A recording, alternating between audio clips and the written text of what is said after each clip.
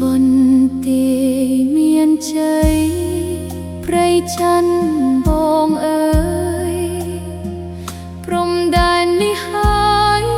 អូនរងទប់ធំជោគជ័យអាំហំខ្ទេចហើយផ្ទះខ្ញុំបង្ត្រកួនអូនសូមលាបងសិន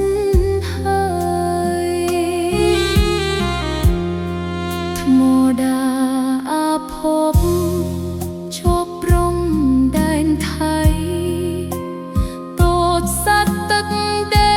ភ្លុំដំរីសសៀមបំផ្លាញអស់ខ្មែររត់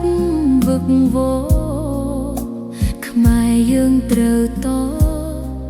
ចងចាំក្នុងចិត្ត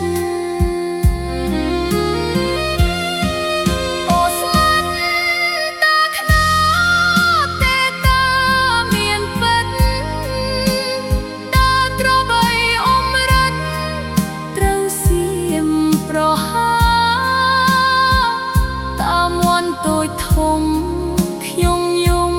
សោកាសំណងដូនតារាប់រយពាន់ឆ្នាំហៅព្រះវិហារអ្នកបានខូចខាតអ្នកនៅតែស្អា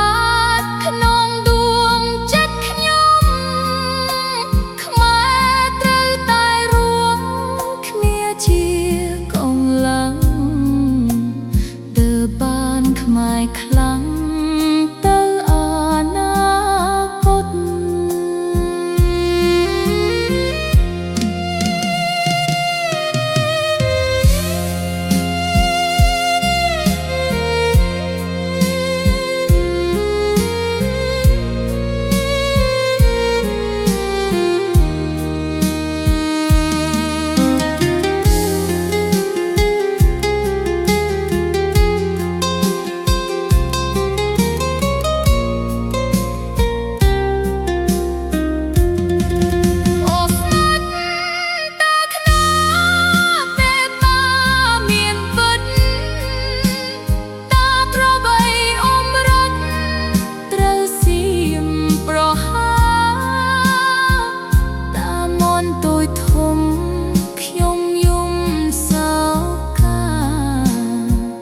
សំណងដូនតា